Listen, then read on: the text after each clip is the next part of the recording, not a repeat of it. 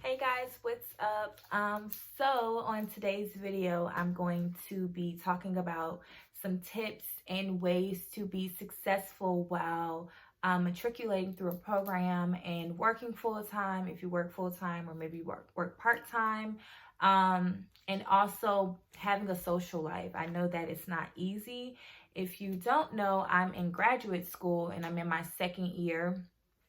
So I've kind of become accustomed to uh, basically balancing working full time, having a social life, new endeavors, and being in school. So I just want to share those tips with you all. If you are in a program, a graduate program, if you're in an undergraduate program, if you're looking to apply to either of those or anything like that, I think that these tips and this advice would be helpful to you. It's not just for graduate students, but I will be speaking from a graduate student perspective since, I'm in school now, graduate school now. Dive right into it. So as I mentioned, the topic is tips on how to be successful while balancing a full-time job, graduate school, a social life, and if you have a business on the side or anything like that, or any other hobbies, balancing that too. Guys, I'll start off by talking about school searching and what that process should look like, and just really how it was for me. I think that it's important that, well, this is the first point, find a program tailored to your schedule. So what I mean by that is, if you're working full-time, 40 plus hours a week, or whatever full-time is for your job, it's important that you find a program that is tailored to your life. Maybe you're a mom, you're a dad, you have a business or businesses that you still have to grow and pour into. It's important that when you're looking for a school and looking for a program to apply to, that you consider these things. So for me, example, I knew that I still had to work, things still had to get done. So I was really looking at programs that had evening classes rather than day classes, or maybe like weekend classes. So that way I can go to class and I don't have to worry about missing work or making arrangements or anything like that. I'm sure it would have been possible with my supervisor to, maybe come in earlier and leave earlier. Well, yeah, come into work earlier so I can leave earlier or something like that. But I really wanted to avoid that. Everyone's job is different, so it's really depends on your job's flexibility. But if you are in the position that I am in, it's important that you look for programs that have evening classes, for example, like 6 to 8 or 5 to 7 or something like that, or they have maybe like a hybrid kind of thing going on, or weekend classes. So all of those are important, and when you're looking, make sure it's not just face-to-face programs. Well, be open to it. Be open to online programs, but it all depends on the type of learner that you are. Some people prefer to be in person because they learn better in person, which is completely understandable. I'm pretty flexible. I can be in person or I can be online, but that's also something to consider. But going back to the statement about being open, be open to online programs. It may be different. It was definitely different for me. I never taken an online class a day in my life, or been in an online program for that. So it was definitely something different for me. But I wouldn't take it back for anything. I've learned a lot from being in an online program. So that's kind of what you want to do as far as when you're searching for a program. You need to consider your life. You need to consider your time and things like that. Something that really that aligns and tailored to your life, because it's gonna matter. Next, you need to decide, and this is really all in the same ballpark, I guess, of when you're looking for a program. You want to decide if you want to be a part-time student or a full-time student. For most programs, sorry, some lint keep flying in my face. For most programs, full-time is, I think, 9 hours a semester or 12, depends on the program. But for me, part-time, for my program, part-time is 6 hours a semester. So that's 2 classes a semester. When I was searching for programs, I was trying to be an overachiever, and I was like, I'm gonna be a full-time student so that way I can finish in 2 years and be done. And a lot of us, that's how we think. We have the same end goal of graduation, and we're just trying to get to that end goal. So we're gonna take all these classes, but it's different than undergraduate. Well, for me at least. Some people work full-time in undergrad programs, but for me, this was completely new, and I thought that I can still go in with that same, take these classes, get done. But that was not the case at all. And I actually reached out to my program director. I believe it was after I had been accepted. Probably should have done it before, but after I had been accepted, and was just telling him, look, I work full time, and I really want to finish in 2 years. And I'm seeking to, or maybe he reached out to me, I don't know, but I'm seeking to be in the full-time program. And he was just like, Kimberly, I would not recommend that. It will be a bit much, but it's completely up to you. You know what you can handle, you know what you can deal with. And I'm so glad that he was very transparent, because a lot of programs are just looking at numbers. So they just want, they're trying to reach a certain number every academic year. So they're just going to tell you whatever. But he was very transparent with me, and I was just like, you know what? You're right. I'm tripping. I'm trying to be an overachiever. Let me just do part-time, be a part-time student. And the graduation difference, y'all, was like 2 months. So those that are in my cohort that are full-time students, they'll be finishing in May of 2021 next year, and I'll be finishing in July. Yeah, July. So it's a 2-month difference. So I was just like, you know what? That's not an issue. Let me just finish. Let me just be a part-time student. And it's definitely going to benefit me, because again, I still had to work, still had to get things done. So definitely consider that. Consider whether or not you want to be a part-time student or a full-time student. My program, we have a lot of full-time students, So it all depends on what you can do, what you can handle.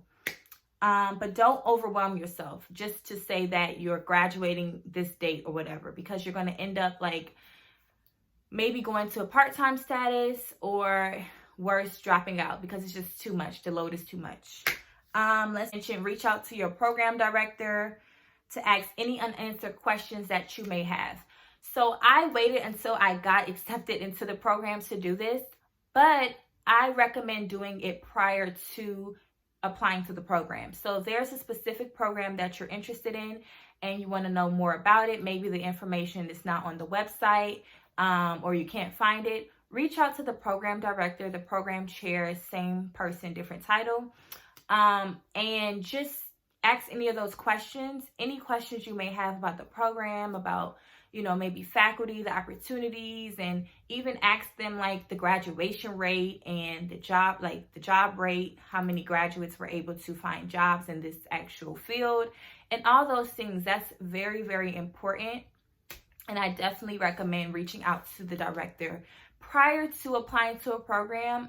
You may already be set on this particular program, but you never know, there's a lot of options. So just be open to reaching out. We're not open to, just reach out. Make sure you reach out to the program director or the chair or whoever, to get those unanswered questions answered. So the next point deals with organization. Organization is huge. Like, this is kind of what I'm about to tell y'all is basically if you're in school or not in school. Make sure you're organized. I have a planner. It's over there. I didn't grab it, but I have a planner, and literally I invested in a planner this year. I don't know why I waited until my second year to get a planner, but get a planner, one of those whiteboard calendars that you can put on your wall in the room, and you can write on with the erasable marker. All of that, I recommend getting it. You're going to be having a lot going on. And for example, this semester, I decided to take 3 classes. I kind of had to finish when I wanted to finish. And listen, I've been so busy, like 3 classes, working full time, adjusting to teleworking, and then some things I'm doing on the side, I literally needed to have an organization strategy or something in place, or else I would forget so many things. So I definitely recommend getting you like a planner, or maybe you have your phone or something like that. There's apps that help you to plan out your schedule and things like that. Me in particular, I try to stray away from always being on my phone. So I like having planners or things I can actually write in, or write on rather. So that way, I can stay organized. So definitely invest in a planner or something to help you stay organized. Organization is key. Again, you're going to have a lot of things going on. Regardless of the program you're in, you're going to have a lot going on. So it's important that you're organized and that you kind of create a schedule that aligns with what you have going on and when you're available and when you're free. So next is proactivity. Be proactive. That's the whole point I'm trying to make. Be proactive with getting your work done, getting your assignments done, writing papers, whatever it may be. Make sure you're proactive. And this kind of goes, I'm going to later talk about self-care days, but really in order to have just some free time or self-care days or whatever, well, not self-care days, because whether you have time or not, you should make self-care days, but be proactive with getting your work done. It's definitely so many benefits to it. If you have something due on Sunday, I wouldn't recommend waiting until Saturday night to get it done. If you have time throughout the week, maybe Tuesday or Wednesday, get it done, like get it out the way. And this is something I really became accustomed to this year, last semester, spring semester. And I was just like, why am I waiting to the last minute to get things done? I have time during the week. When I come home, maybe I'm watching Netflix or just doing things that don't matter. And that time can be used to get work done. Because listen, when you're in school, your mindset has to change. If things that you used to do, maybe going out a lot or binge watching shows or all that stuff, is going to have to come to a limit.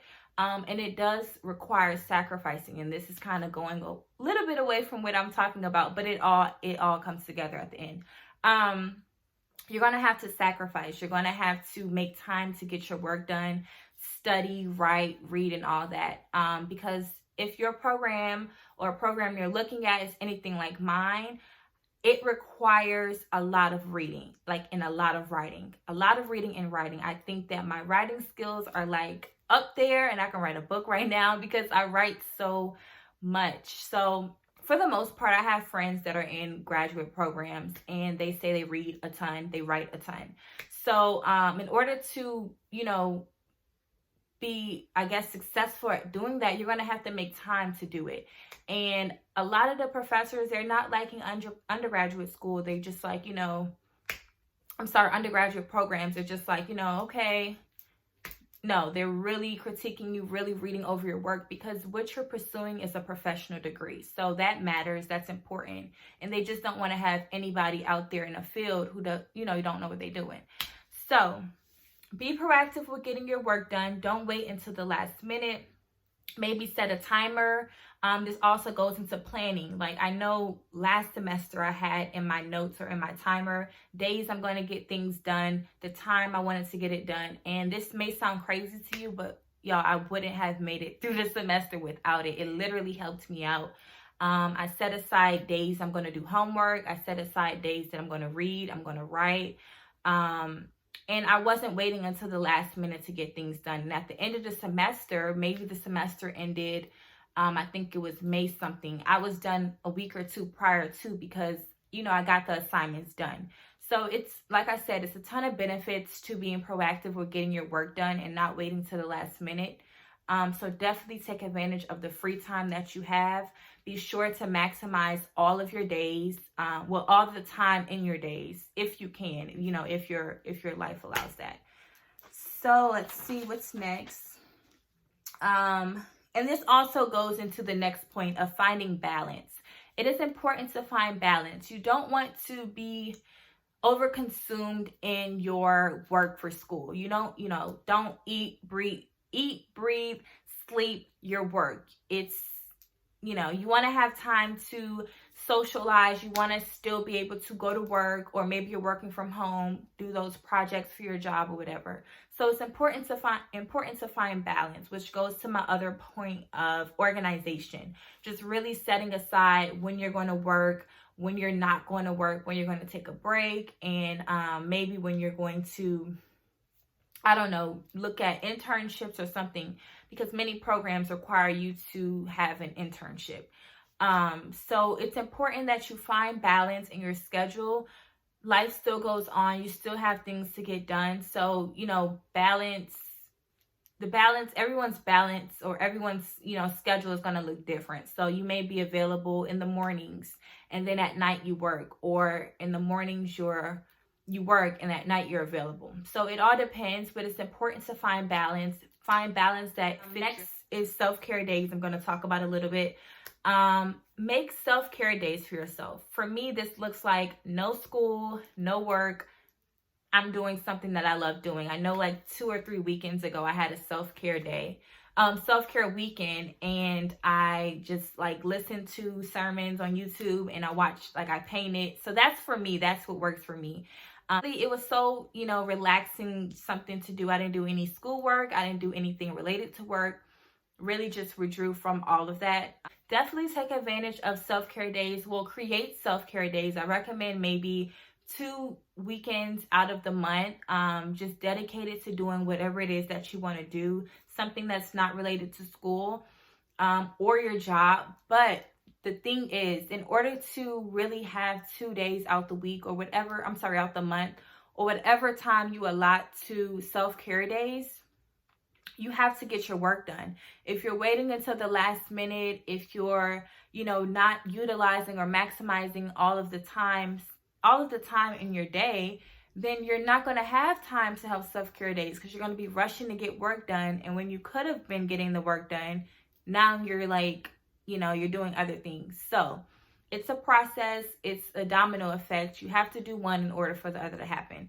So that's why it's important to be proactive, create a schedule so that you can have self-care days, and so that your semester is not overwhelming and you're not stressed every single semester, because you don't want to have that kind of attitude, especially when you're doing papers and things like that. It really takes a toll on you mentally, physically, and emotionally. So the last point I'm going to make is engage with your classmates, engage with your faculty, engage with the staff and the department. It's important that you have relationships with these people, because you never know what that, connection could lead to, and networking, all of those things. A lot of the faculty, they have been in the position that you're in. They have been, in the field, they're working in the field, or they have worked in the field that you're looking or desiring to work in. So they know people, and they have connections, and they know, they know where to go and who to connect with, and all these different things. So I recommend engaging with faculty, engaging with the staff. The staff in the department can help you or point you to different resources on campus that are available to you. So really just don't, knock anyone out or knock anyone off. Reach out to everyone if you have any questions. Engage with your classmates. My program, again, is online, so I have classmates all over the country. So it's just interesting to really touch bases with them and things like that. This semester, an idea came to mind. I just felt like I was very disconnected from my classmates. And we were going into our 2nd year, and I just felt so disconnected. We only would speak to each other in discussion posts, weekly discussion posts, but it was nothing outside of what we're talking about regarding the topic for that discussion post. So I took it upon myself and made a big group chat, and contacted everyone in my classes. Like, if you're an MPA student, 1st year, 2nd year, and you want to be in this group message or this group me, contact me. And I sent the long email, and I had like 18 people respond back to me that, you know, they would love to be interested. They felt disconnected as well. And it was just a way for us to connect and get to know one another and really make the process less stressful. And like, you know, they had a ton of questions, the first year students, and us being second year students, we're able to help them through that. So that's just a recommendation too, to really get engaged with your classmates. But if you are in an in-person program, or the program you're seeking, it will be an in-person program, that's another time for you to engage with your classmates, which may be better because you're seeing each other twice a week, 3 times a week. But, you know, really become familiar with your cohort, with the people in your cohort. Sometimes, like, you know, these end up being friends years down the line. So just, you know, maybe a reach.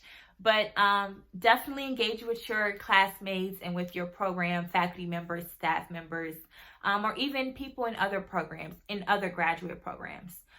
So that's really all I want to share today. Those are just some tips and ways to be successful. There's a ton of other ways and tricks, well, ways and tips to be successful. But I just wanted to kind of highlight the main ones. If you have any questions, please feel free to comment or DM me. I'll be glad to elaborate on some of the things that I spoke about today, or even assist you with looking for a program or anything like that. So thanks for watching, and I'll see you guys later.